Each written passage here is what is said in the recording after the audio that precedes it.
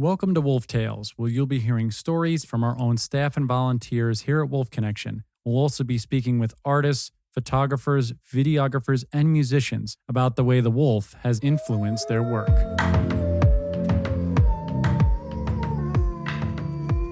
On this edition of Wolf Tales, we have one of our newer volunteers. She's approaching her first year at Wolf Connection, but she's also a program assistant now with Amanda Beer, our director of programs. She's going to be hitting her stride in the fall. Afsoon Firoozeh. So Afsoon, my first question to you is, tell everybody how you got to Wolf Connection. What was your journey and how did you find out about us and ultimately apply to be a volunteer? So I found out about Wolf Connection from my friend named Wendy.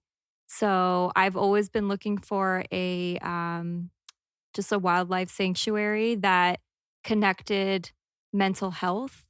And also just connected humans to animals. So I really spent kind of a year searching for an organization that did that and had that connection. And my friend knew about Wolf Connection and asked me if I wanted to go to a community hike with her. So I said yes, and I went. And it was just so amazing. And I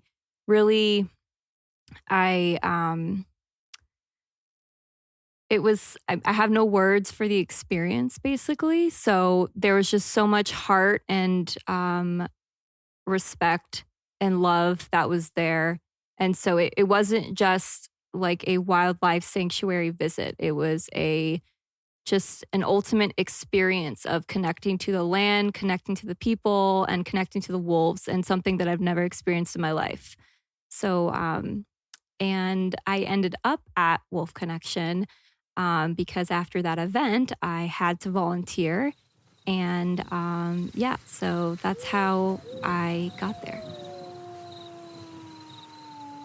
So you were looking for something that merged the aspects of helping, for mental health and with animals. So what is it like now for you going into your first full semester of working with Amanda and working the programs? So how is that going to be for you? Are you excited? What sort of emotions are coming up for you with that?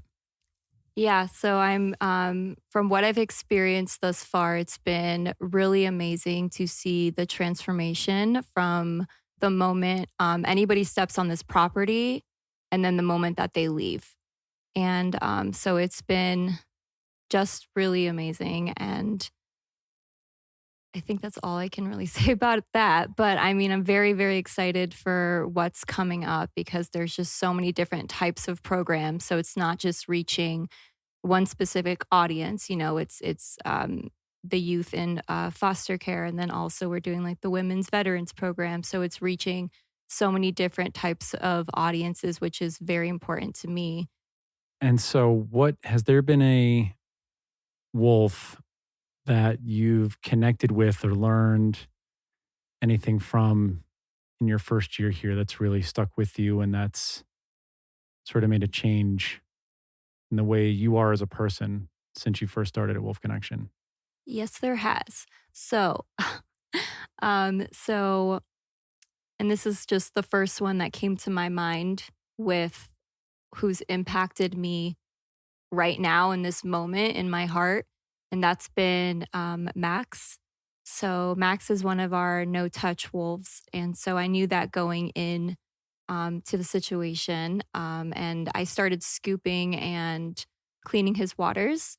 And I was warned by a few people here, not really warned, but just, hey, just be cautious that he likes to punk you a lot. And so that just terrified me. And so I went in, a few times and had that experience of the punking. And, he did it the first time and he's doing it to test you. And so I'm not really knowing that. So I'm going in there and he's pouncing around and I'm just, freaking out. And he's like, oh, yes, this is working. So the test has failed, or I failed the test. So that was just my first introduction with him. So after that moment, I was kind of very, he's such a beautiful animal and his eyes are so beautiful and he's very intimidating. He was very intimidating for me to be in that situation, knowing that he was also doing those little play pounces around me. So after kind of talking to, you and Elena and Renee, you did bring to my attention just a little more from what you've experienced with him about how important it is to stand in your power around him and be confident with what you're doing.